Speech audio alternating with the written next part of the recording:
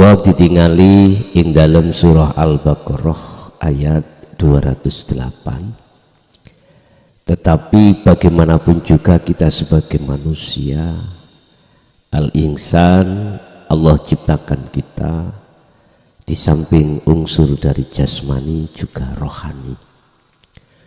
Disebut manusia karena kita dijadikan Allah dari unsur jasmani juga unsur rohani. Ini nggak bisa dibantah dari agama apapun seperti itu. Sebab manusia jasmani tanpa rohani jadi ini gini apa? Kados patung, lah ngoten nggih. Patung. Jadi mayit ya. Bun Allah ciptakan kita dari jasmani dari unsur saripati tanah. Allah ciptakan kita dari rohani, dari Allah Nur Muhammad yang nantinya harus kembali kepada Allah. Wa inna ilaihi raji'un.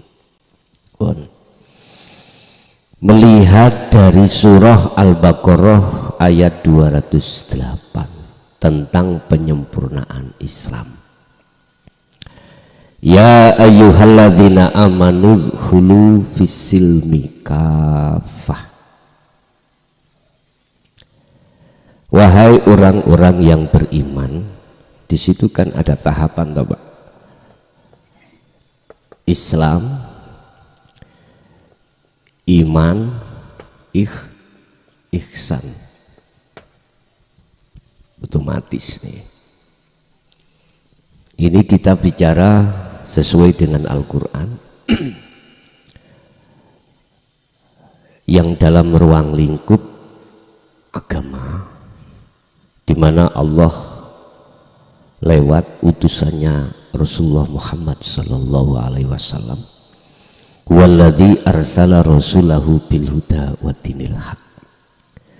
Beliau diutus oleh Allah untuk membawa dan menyampaikan dinul haq, membawa hidayah dan agama. Dinul haq niku dinut tauhid.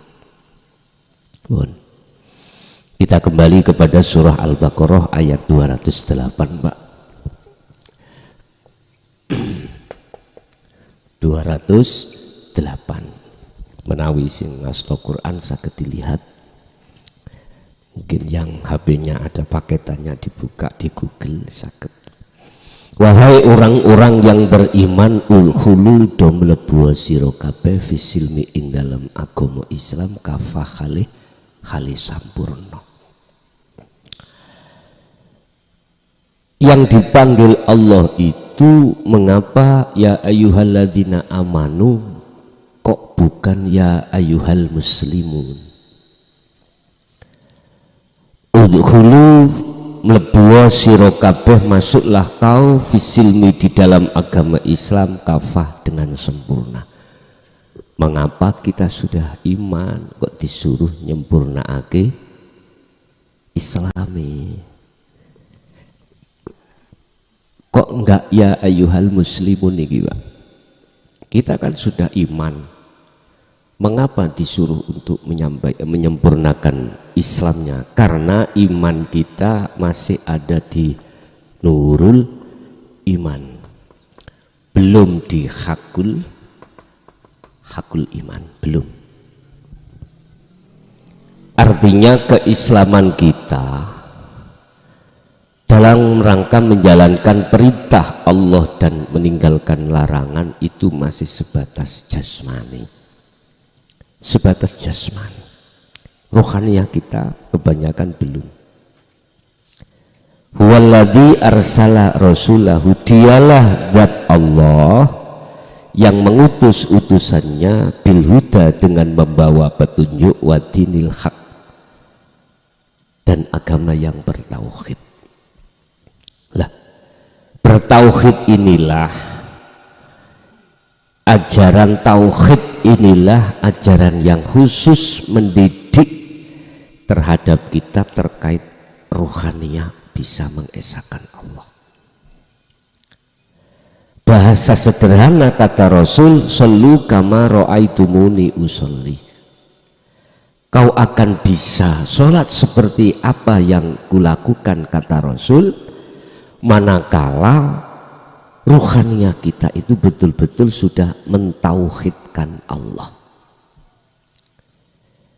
Jasmani kita sudah taat di dalam hukum syariah.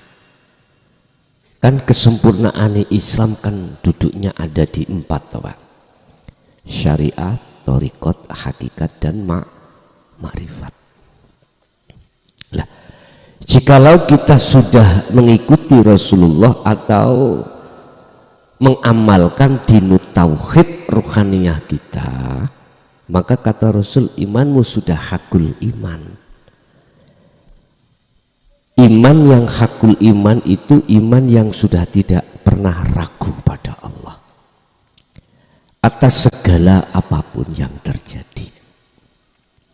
Makanya suatu saat ketika Rasulullah dan para sahabat beliau aweh tausiah, itu ada malaikat Jibril rawuh. Dan malaikat Jibril itu macak tiang jaler pemuda.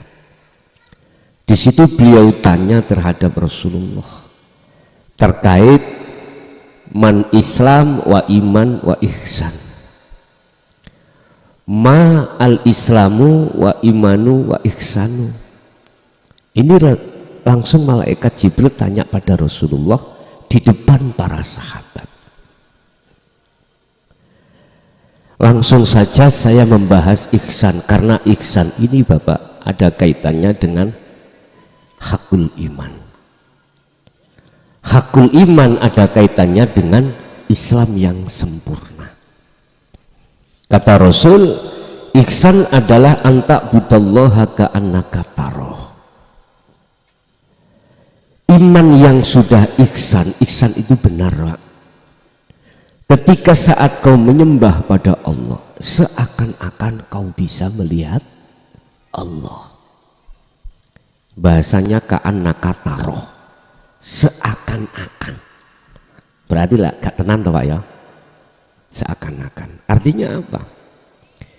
Inilah yang dimaksud dalam satu ayat, waqumu lillahi qanitin. Tegakkan sholat iku qanitin ay khosyiin, dengan khusyuk.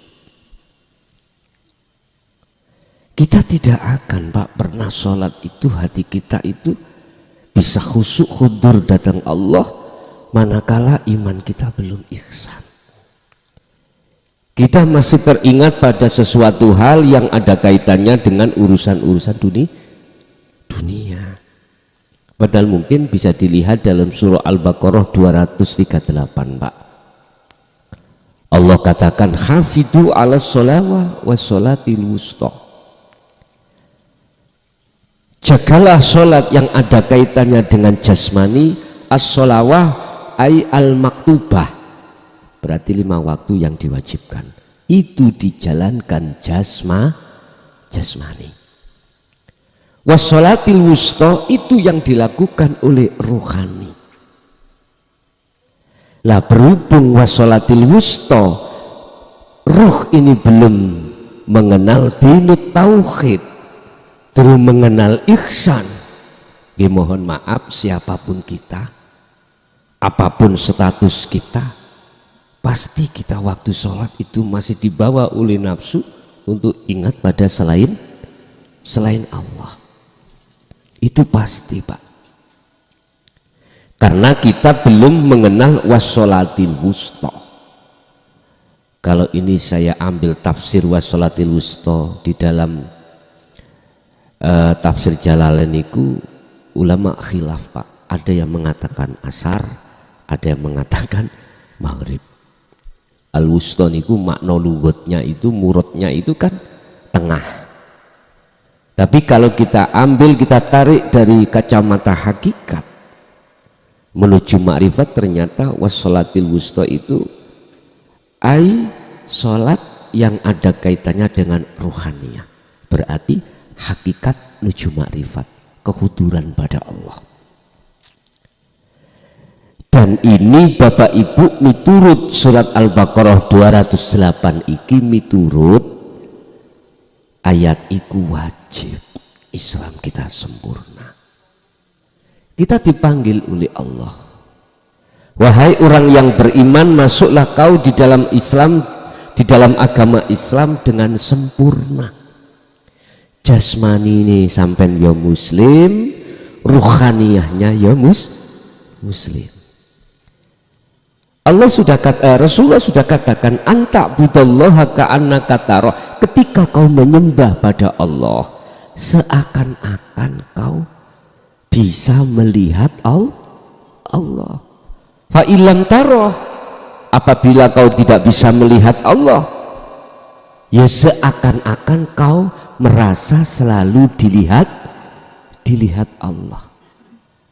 Dan ini wonten pundi, Pak. Makanya wis cocok yang namanya judul niki, sempurnakanlah Islammu dan perkuat tauhidmu. Kita di dalam Al-Quran ada bimbingan tauhid 4 bab, Pak, ya, 4 tahapan. Tahapan pertama, la ilaha illallah. Yang kedua, la ilaha illa huwa. Yang ketiga, la ilaha illa anta. Yang keempat terakhir, la ilaha illa ana. Inilah, Pak, yang belum maksud tahapan syariah, thariqah, hakikat, ma'rifat.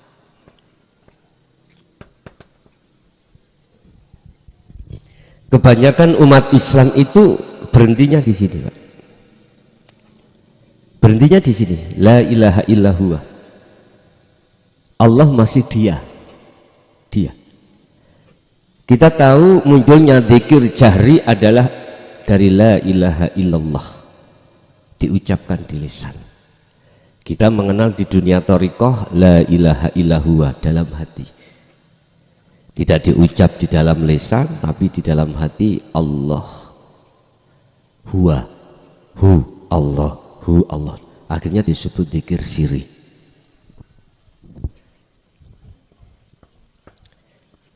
Zikir siri. Ada yang mengatakan thariqah zikir khafi. Ada yang mengatakan ismudat. Gimpun, semuanya sama saja. Cuman masih kita ucap. Bapak Ibu, kita akan mengenal tauhid la ilaha illa anta. Ini di dalam surah Al-Anbiya 78. La ilaha illa anta subhanaka inni kuntu minal dzalimin. Ini ada kaitannya dengan Nabi Yunus. Ketika beliau menyampaikan dinut tauhid di tengah kaum itu ditolak, Pak. Ditolak.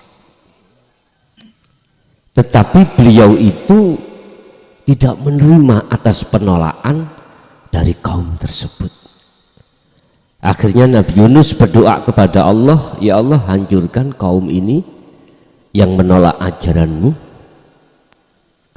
Jadi beliau keluar dari kampung dalam keadaan hatinya gerutu nang Allah, gerutu, ganjeli lho, Pak. Rasanya ati rapenak karena kaum menolak ajaran beliau. Beda dengan Rasulullah Muhammad, Nabi kita. Di dalam surat Al-Hijr ayat 94 sampai 99 bagaimana Rasulullah ketika menyampaikan tentang la ilaha illa anta dan wa ana. Sama, dicaci, dimaki, bahkan dalam satu kaum Taif itu, Pak, mayoritas semua menolak. Bahkan Rasulullah tidak cukup dicaci, Pak, beliau dilempar dengan kotoran onta, bahkan dengan batu. Tapi bagaimana beliau? Beliau tidak menyalahkan mereka-mereka yang menolak. Karena apa? Karena keislaman beliau itu sudah sempurna. Siapapun panjenengan kau, manakala Islamnya sudah sempurna sampai ma'rifat, mohon maaf. Walillahil masyriq wal maghrib. Pundi Pak? Etan niku pundi Pak? Sana nggih. Bingung kula kinten niku kulon. Walillahil masyriq wal maghrib. Al-Baqarah 115. Mulai makhluk jagat timur, jagat barat sampai jagat timur itu milik Allah. Dan yang menggerakkan Allah. Sekecil makhluk apapun debu bisanya bergerak, itu yang menggerakkan Allah. Apalagi kita. Allahu khalaqakum wa ma ta'malun. Semua makhluk itu yang menciptakan Allah. Yang kumaksud Allah itu bukan di nama Pak. Bukan di isim Bismillahirrahmanirrahim dengan menyebut nama Allah, bukan di sifat niki huwa nih, bukan. Yang kumaksud Allah itu adalah bidzat ini.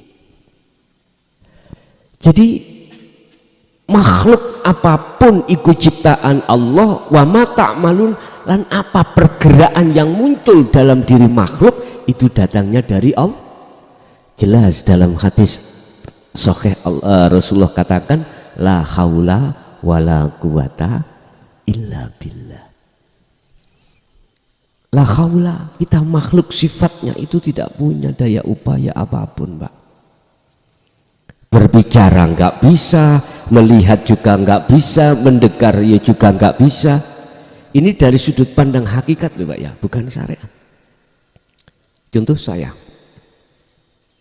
apa yang muncul dan timbul dari diri kita, apakah berucap itu kalau tidak illa billah, si makhluk tidak akan pernah bisa. Maksud daripada ajaran dinut tauhid di dalam la ilaha illa anta itu harus memunculkan dalam hati kita perasaan, rasa atau iman bahwasanya semua apa yang terjadi semata-mata karena Allah. Karena Allah. Kita hujah dasar sudah jelas. Wa ma ta'malun, apa yang muncul dalam diri kita apapun atau yang muncul pada makhluk lain itu Allah. Cuman mengapa kita tidak tahu kalau itu Allah hati kita? Karena mata hati kita yang disebut ainul basiro itu masih tertutup oleh sesuatu. Jasad kita dikasih Allah ainul basyariyah, mata dohir niki Pak, untuk melihat sesuatu apapun di depan kita. Tatkala mata dohir ini tertutup oleh sesuatu, ya nggak mungkin akan bisa melihat di depan kita. Sama ainul basyirah kita, mata hati ini, matanya ruh, tatkala tertutup oleh sesuatu, terhijabi itu tadi. Padahal Allah katakan Al-Baqarah 115 tadi, fa aina ma tuwallu fa thamma wajhullah. Dimanapun kau mengarah, di depanmu itu ada wajah Allah. Makanya kata Rasul, kalau iman sudah ihsan, anta'budallaha ka'annaka taroh, hati jenengan itu loh seakan-akan bisa melihat Allah. Seakan-akan itu bukan berarti ruhaniyah itu bisa melihat Allah, bukan. Yang bisa melihat Allah itu Allah sendiri. Lah ruhaniyah mana? Fana Pak, fana, lebur, hancur. Kita tahu dalam surah Toha ayat 11-14 bagaimana saat Nabi Musa ingin tahu wajah Allah, langsung dia semaput, gunungnya meleleh. Itu artinya kedirian, keakuan diri kita sebagai makhluk itu tidak akan pernah mampu melihat wajah Allah, nggak akan mampu. Lah terus untuk melihat Allah itu siapa? Allah sendiri. Namanya Ahad kan di situ, Pak. Namanya Ahad. Bapak Ibu, udkhulu mlebu sira kabeh fisilmi di dalam agama Islam kafah dengan sempurna. Artinya Bapak Ibu, tolong, kita masih ada sisa umur di dunia ini. Kita gunakan untuk mencari, untuk memahami, menghayati, menaikkan keislaman kita, di mana kita manakala sudah di thariqah, naiklah ke hakikat. Di situ nanti jenengan akan mendapatkan wejangan la ilaha illa anta. Nanti jenengan ini akan mengenal namanya zikir sirul asror. Dalam hikam ada, Al-Quranul Qadim juga ada. Apa zikir sirul asror itu? Zikir yang sudah tidak diucapkan baik secara lisan jari maupun kolbi hati, sudah tidak mengucap. Tetapi di dalam zikir ini ada 3 tahap. Syekh Ibnu Athaillah di dalam kitab Syarhul Hikam, di dalam kitab Hikam mengatakan 3 tahap disebut su'aul basirah. Rasa iman, rasa itu iman. Harus ada tanaman iman atau rasa bahwasanya yang menggerakkan seluruh makhluk sekecil dan sebesar apapun itu adalah Allah. Untuk menanamkan hati seperti itu butuh latihan, Pak. Kalau di dalam thariqah itu biasanya itu disuruh berzikir sir, hati ngucap bersamaan dengan napas keluar Allah setiap napas. Ketemu 1 hari 1 malam berapa puluh ribu itu napas itu. Lah di situ ditekankan oleh Rasulullah supaya kau merasa seakan-akan selalu dilihat Allah, maka sirul asrornya itu ikutkan. Di samping hati mengatakan, mengucap dzikir ismudzat Allahu Allah, dalam hati sampean harus menyertakan rasa atau iman yang mengeluarkan dan memasukkan napas adalah Allah. Di manakah Allahnya?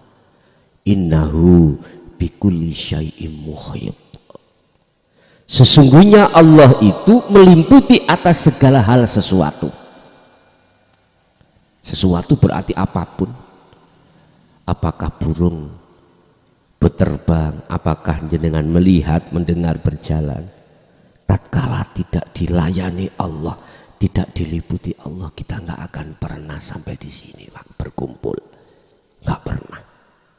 Oleh karena iman kita itu belum ihsan, Bapak Ibu, maka kita mulai rumah tadi nggak ada rasa iman, merasakan kehadiran Allah dalam diri kita.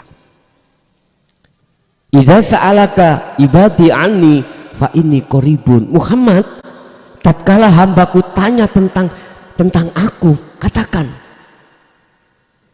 bahwasanya ini qaribun. Allah itu dekat. Mengapa kita waktu sholat hati kita nggak ada rasa kalau yang menggerakkan diri kita itu Allah, yang merukukkan Allah, yang mensujudkan Allah? Karena kita belum dibukakan tauhid la ilaha illa anta dan ana. Ini loh persoalannya, Pak. Sementara ajaran hakikat makrifat ini setelah zaman Sayyidina Ali sampai 2014 kemarin, Pak, para masyayikh terkesan itu menutupi, dirahasiakan. Apa sebab? Tatkala beliau menyampaikan, apalagi secara terang-terangan, Pak, pasti dihukumi sesat. Ini beliau pertimbangkan. Akhirnya bila mana terpaksa menyampaikan itu di majelis khusus. nggak boleh, tengah umum nggak boleh. Di majelis khusus pun yang mengaji itu jamaah yang khusus, nggak boleh jamaah lain masuk, nggak boleh. Itu pun disampaikan dengan bahasa kinayah atau bahasa sanepan. Saya ngalami sendiri Pak, tahun 76 itu abah saya sendiri. Ya Allah, saya pertama kali di beat itu tahun 76 itu oleh abah itu Thariqah Qadiriyah wa Nasabandiyah Syekh Abdul Qadir Jailani. Tentang niki nih, mboten dibuka. Cuman saya dibawahi satu pertanyaan. Khas jikalau kau iku mau suluk luju wusul Allah, tondo nek wusul kau itu akan bertemu susuwani angin. Tahu susuwani angin Pak? Susuwani manuk. Nek susuwani kan nama tempatnya manuk anggrem toh nggih. Sarang ya, sarang ya. Susuh nggih, mriki susuh nggih. Ini mboten nemu lah Pak susuwani angin. Pernah pada saat itu di ladang Pak ada lesus itu Pak ya. Tak anggap itu. Ternyata ketika saat saya taskhihkan pada Abah, saya enggak malah disalahkan, malah saya dijotos kepala saya. Kasar Pak, Abah saya itu Pak kalau didik tauhid kasar. Tapi enggak dibuka, la ilaha illa anta wa anai, enggak dibuka. Subhanallah, saya berzikir, diwajibkan zikir khafi itu Pak, satu hari satu malam 20.000 pada saat itu. Lah umur jenengan tahun segitu berapa Gus? Kula niki tasih ibtidak kelas sekawan. Kelas 5, kelas 6 kula niki disambel beledek, mati aja niti kubur tangi. Niki sejarah kula niku nanti seperti itu. Tapi penak mbok niku pun asal beras kathah. Nggih. Ajeng didusi lho Pak, didusi kula niki ditangekni Allah. Tangi. Lah sing layak wedok-wedok mblayu. Nggih. Niki cara sejarah saya ceritakan mungkin banyak yang tidak percaya, tapi faktanya di masyarakat saya sana juga terjadi, tahu. Tapi tak cerita saya ceritakan mengalami apakah saya itu ketika dikatakan masyarakat itu enggak ada. Kalau di sana itu Pak dikatakan mati itu kalau sudah dibujur niku ngaler ngidul terus ditutupi jari, itu berarti sudah mati. Mungkin saya itu mati suri mungkin. Ya jam segini Pak, jam segini. Kan waktu hujan kemarau beledek-beledek itu Pak, anak kecil dulu itu kan suka ke ladang cari manuk. Jadi burung ada di mana itu? Di pohon itu kita antam biar dia itu keluar terus kena air nggak bisa mabur lagi itu Pak. Kita kejar. Itu biasanya. Bapak Ibu, inilah terjadinya kholwat itu nanti gitu. Seperti orang mati. Nggak dibukakan saya. Jadi ketika saat suluk saya itu hanya muter-muter Pak. Muter-muter di alam mukasyafah, tidak bisa ke musyahadah. Nggak bisa. Musyahadah di apa bertemu Allah nggak bisa. Padahal sederhana Pak. Untuk bisa ketemu Allah itu sederhana. Untuk bisa sampai ke ma'rifat itu sederhana. Mungkin dibuka di dalam surat Al-Kahfi ayat 110. Itu Allah memberikan cara untuk kita bisa bertemu Allah waktu sholat itu bagaimana. Wa man kana yarju liqa'a rabbih falyamal amalan sholihan. Jikalau kau ingin bertemu Tuhanmu, Allah orang Islam, pertama falyamal amalan sholihan. Lakukanlah zikir ini. Berarti ini menyempurnakan tauhid kita Pak. Kita tidak hanya mengenal Allah dari sisi nama isim, kita harus mengenal Allah juga sisi sifat huwa la ilaha illa huwa. Dan juga kita harus mengenal Allah dari sisi zatnya, baru ana itu di dalam zat hidup itu yang Allah katakan surat apa itu mungkin saya lupa, laisa kamislihi syai'un. Tidak bisa jenengan gambarkan dengan apapun. Tidak bisa kau sebut dengan sebutan apapun. Kalau sudah sampai pada zatnya, itu nggak bisa.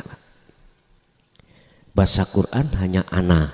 Surat Al-Anbiya ayat 25. Jadi kita harus terus mendawamkan atau mengistiqomahkan zikir la ilaha illa anta. Caranya bagaimana? Kita diem, Pak. Tidak diucapkan la ilaha illa anta, enggak. Fungsinya yang kita ambil. Kalau kita baca itu masih berlafaz, Pak.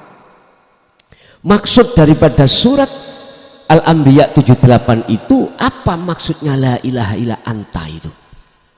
Anta itu kamu toh, Pak ya. Bahasanya kamu. Kamu berarti dekat.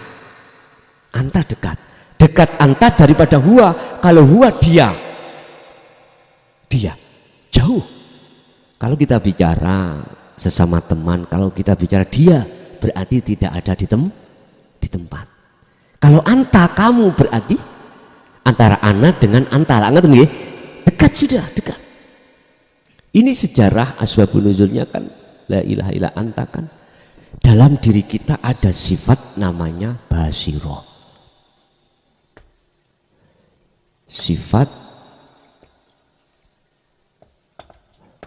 basiroh. Dan sifat basiroh itu di dalamnya ada nafsu lawamah dengan mutmainnah.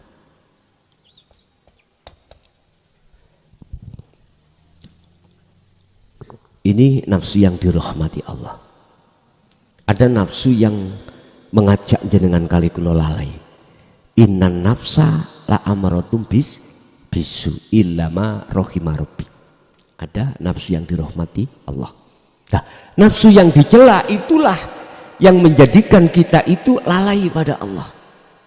Ruhaniyah kita ditarik oleh sifat basariyah. Di dalam sifat basariyah itu ada nafsu dua, nafsiyah dan amarah, dan inilah yang ngajak berbuat Allah terhadap Allah, mengajak berbuat jelek pada Allah dengan bentuk hati selalu melalaikan Allah. Karena memang kita belum diajarkan ini, Pak. Tauhid la ilaha illa anta. Nggak bisa, Pak. Kita itu sifat basiroh kita muncul.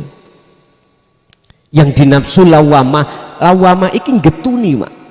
Apa getuni ini? Menyesali atas segala kesalahan apa yang selama ini baik secara jasmaniah kita maksiat, lebih-lebih rohaniah maksiat pada Allah. Ini menyesali.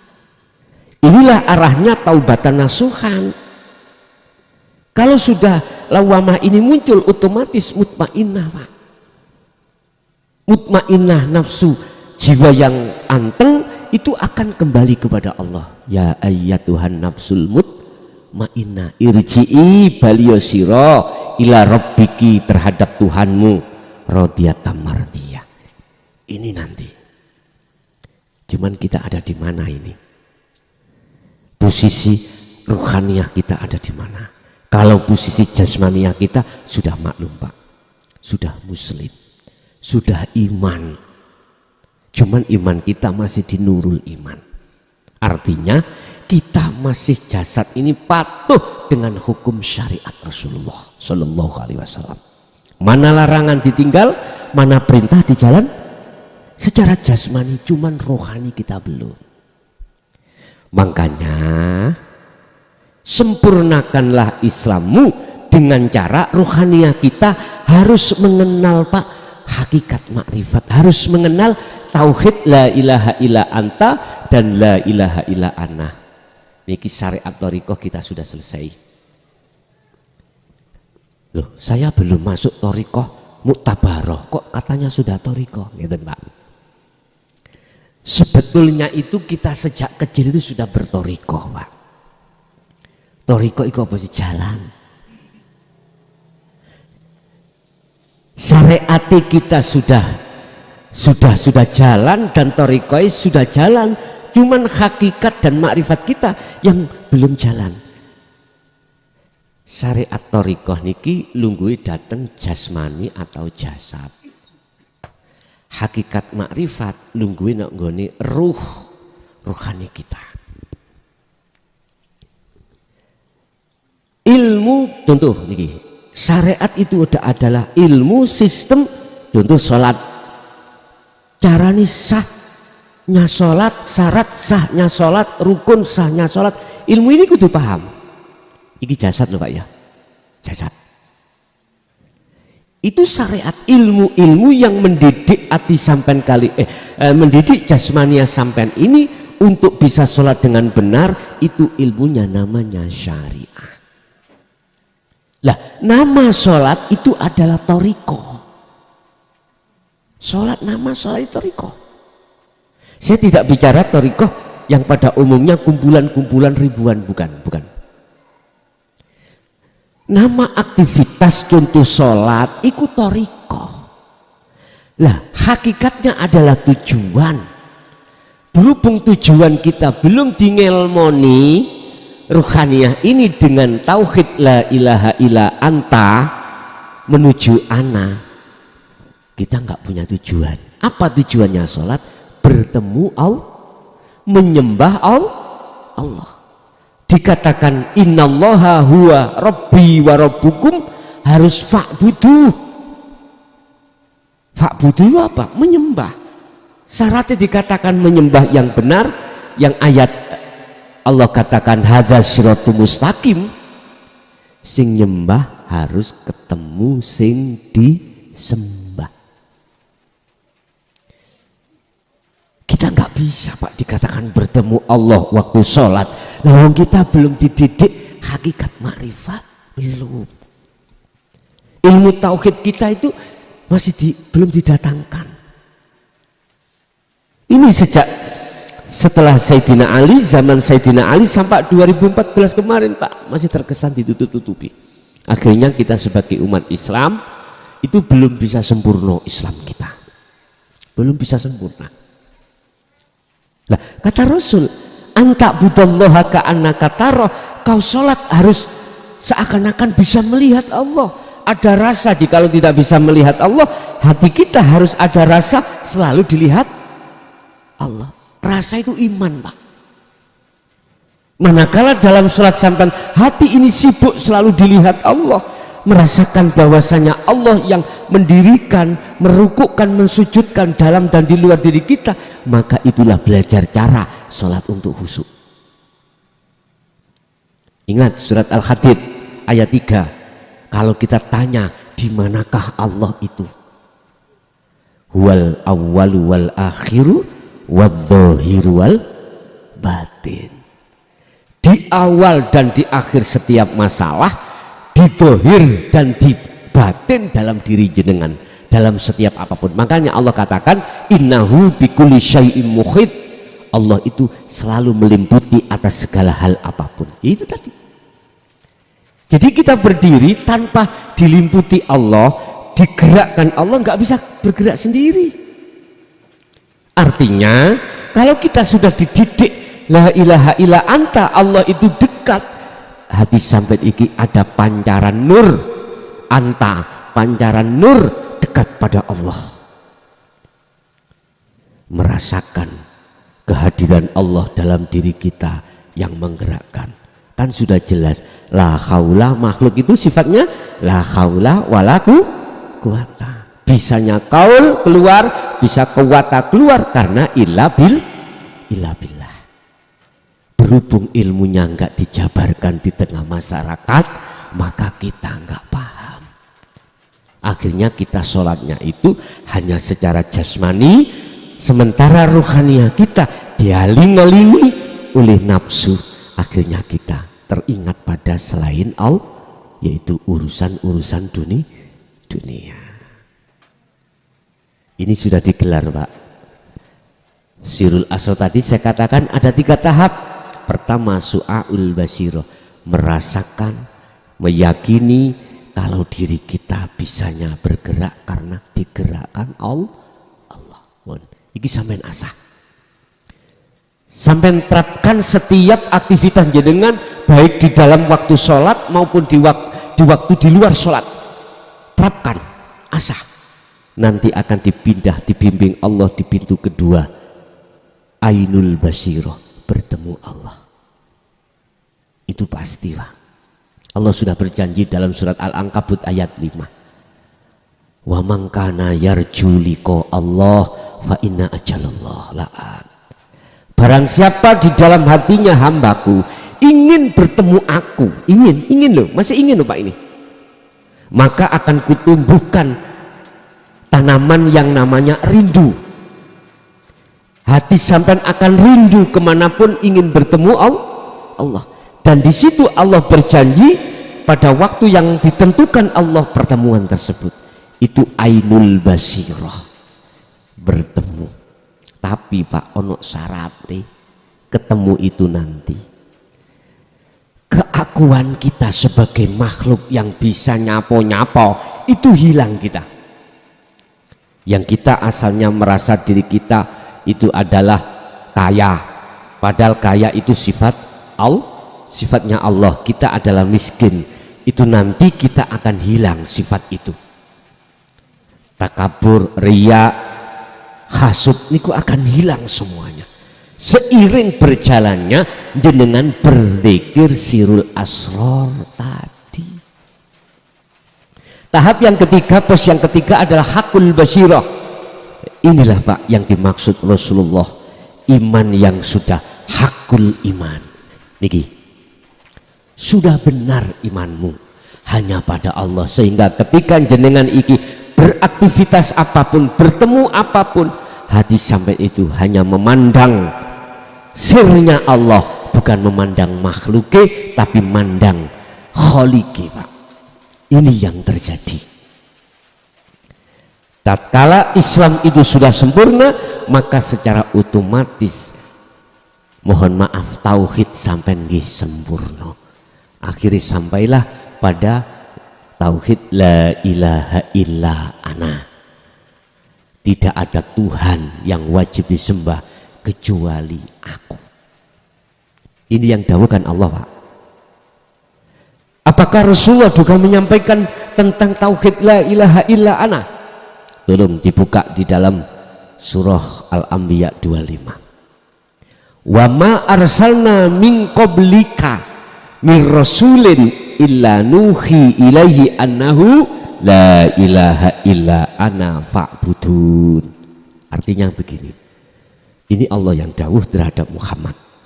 Muhammad, aku tidak pernah mengutus utusan sebelum kamu, termasuk dirimu, kecuali alias wajib membawa wahyu inti.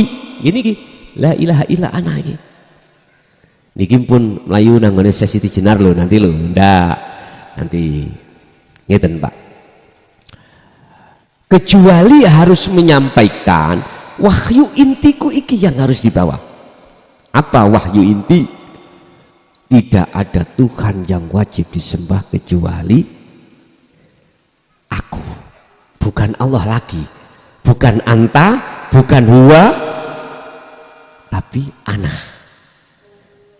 Tidak ada Tuhan yang wajib disembah kecuali aku. Aku. Lah aku sopo? Aku siapa? Akunya Allah. Itu akan muncul dalam hati jenengan manakala keakuan makhluk kita ini sudah fana, sudah hancur, sudah lebur. Berarti yang ada hanyalah Allah, la maujudan illallah. Apapun tidak ada yang ada kecuali adanya Allah. Adanya kita itu sebab diadakan Pak. Berarti sifat ada itu bukan sifat kita, tapi sifatnya Allah. Sifatnya Allah. Sifat wajibnya Allah pertama adalah wujud. Namanya wujud. Wujud ada. Lawannya ada, lawannya wujud adam. Adam itu tidak ada. Itu menjadi sifat wajib kita sebagai manusia.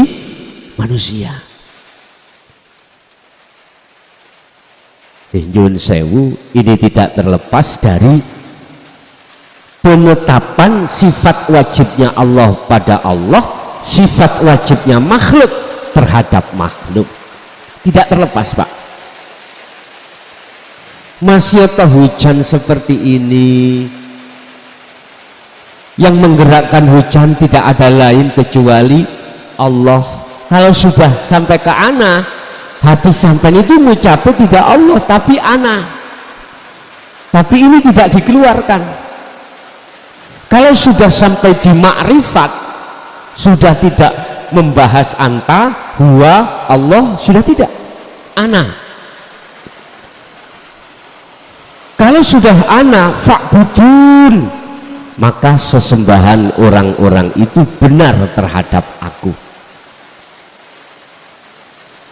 Berarti lewat surat Al-Anbiya ayat 25 tadi menunjukkan bukti bahwasanya Rasulullah juga menyampaikan hal ini di tengah umum, Pak. Sampeyan buka di dalam surah Al-Hijr ayat 94 sampai 99. Bagaimana Rasulullah ketika menyampaikan dinul tauhid, dinul haq ini di tengah umum, dicaci, dimaki, bahkan kaum kafir Quraisy Mekah itu, Pak ya, Abu Jahal, Abu Lahab merencanakan Rasulullah itu mau dibunuh.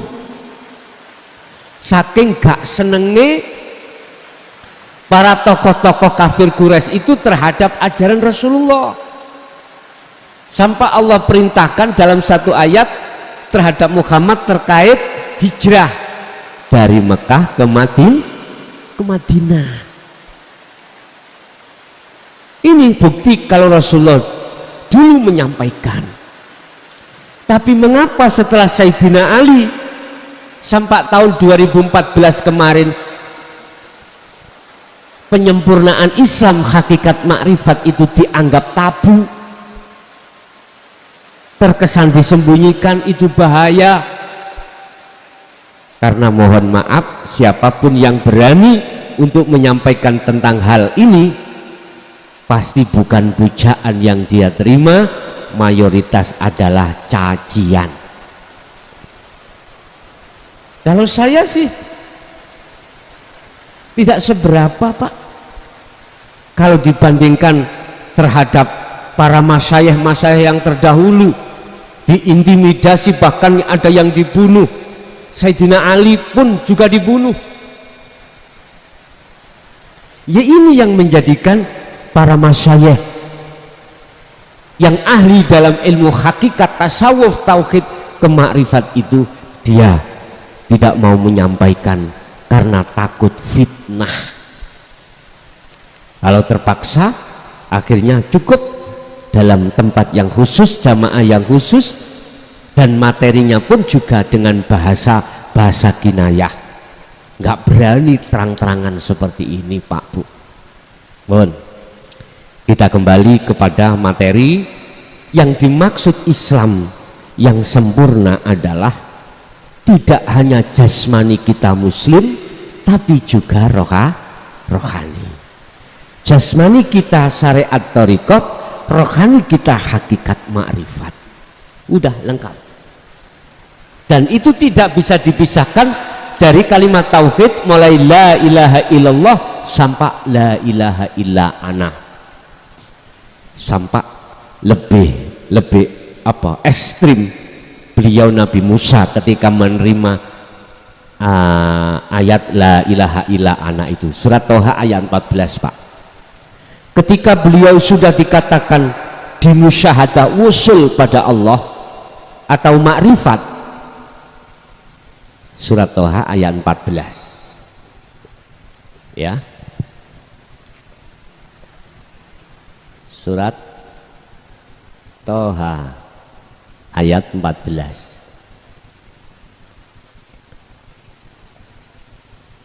20 suratnya, 14 itu ayatnya. Surat ke-20 itu surat Toha, 14 itu ayatnya berbunyi gini. Ketika beliau Nabi Musa sudah dikatakan melihat gunung tadi loh, Pak ya, leleh beliau semaput, innani anallah, itu Allah dawuh, innani sak temeni ingsun, ana yo ingsun, Pak, terus ingsun. innani anallah la ilaha illa ana, tidak ada Tuhan kecuali saya. Fa'budni, sembah sira nyembah sira ing saya, sembahlah saya. Aqimis sholah, dengan cara tegakkan sholat, lidzikri, supaya ingat padaku. Tegakkanlah sholat semata-mata untuk mengingat Allah. Aslinya gitu kalau kita bahasa makhluk, mengingat Allah. Bahasanya Allah, tegakkanlah sholat untuk mengingat aku, jangan mengingat selain aku. Bagaimana mungkin Pak kita bisa mengingat aku Allah, lawang kita belum paham, belum mengerti tentang hakikat ma'rifat. Kita umat Islam moco kitabnya pinter Pak. Banyak kita yang mondok-mondok sampai Alfiyah Jawahirul Maknun, yang namanya fikih mawan Fathul Mu'in gitu, dan lain sebagainya, hadisnya sudah mumpuni, tapi belum tentu sudah masuk di dalam jalur hakikat makrifat. Kul huwallahu ahad, katakan Muhammad utawi Allah iku ahad. Esa, terangno tentang Esa itu bagaimana? Ya ini Pak, sudah sampai ke ana. Fa'budni wa aqimis sholah wa aqimi, dan tegakkanlah sholat iku lidzikri, untuk ingat aku. Artinya ngeten Pak, ketika jenengan iki sholat, kalau sudah sampai pada makrifat, keakuan jenengan ini sudah tiada Pak. Gak merasa jenengan yang bisa berdiri, rukuk, sujud, duduk, enggak. Justru dalam hati sampean ini yang bisa mendirikan jenengan itu, bisanya berdiri bukan karena diri kita tapi karena Allah. Karena Allah. Akhirnya hati sampean itu kalau sudah fana keakuan diri, maka muncullah keakuan Allah yang dimaksud. Aqimis sholah lidzikri, tegakkanlah. Aqimis sholah, tegakkanlah sholah lidzikri, semata-mata untuk ingat aku. Artinya Pak, kita itu ingat, sadar, semua yang berafal, semua yang berperan hanyalah Allah. Pun kalau sudah sampai di sini, maka Islam sampai ikut dikatakan sempurna, tauhid sampai ikut sudah benar. Artinya perkuat tauhid sampean. Caranya sampean memperkuat tauhid. Tauhid itu kan ilmu untuk mengesahkan Allah. Tauhid itu adalah ilmu untuk mengesahkan Allah. Kita untuk bisa memperkuat keesaan Allah itu Pak, lewat niki muaranya. Sampean fungsikan zikir sirul asrar, di dalamnya itu prakteknya adalah rasa. Sampai harus memperkuat rasa atau iman, apapun yang terjadi, semata-mata yang menterjadikan hidup di dalamnya itu, dan hidup itu adalah Allah. Saya katakan hidup itu bukan sifat, hidup itu bukan nama, tetapi hidup yang kumaksud di sini adalah laisa kamitslihi syai'un, zat yang maha suci, yang melimputi baik di dalam maupun di luar kita. Karena itulah, karena beliau itulah, akhirnya terjadilah pergerakan-pergerakan di dalam diri seorang makhluk. Hati kita merasa semua itu Allah yang berkehendak, Allah yang menggerakkan, Allah yang punya gerak. Pada akhirnya di situ Pak, manakala jenengan sudah mengasah teng mriki, maka perkuat tauhidmu dengan cara begitu. Semakin lama tauhid sampean itu semakin kuat.